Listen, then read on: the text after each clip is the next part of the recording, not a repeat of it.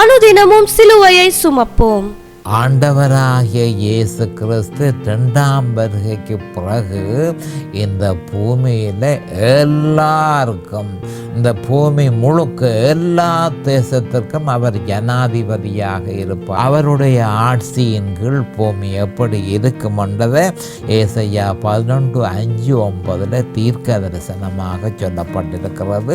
ஆண்டவராகிய இயேசு கிறிஸ்து இந்த பூமியில அரசாட்சி செய்யும் பொழுது மனிதனுக்கு விரோதியான சாத்தானும் அவனுடைய கூட்டமும் முழுவதுமாக பாதாளத்தில் தள்ளப்பட்டு அதன் மேல் முத்திரையிடப்படும் என்றும் மரணமும் பாதாளமும் அக்கினியில் தள்ளப்படும் என்றும் சொல்லப்பட்டிருக்கிறது.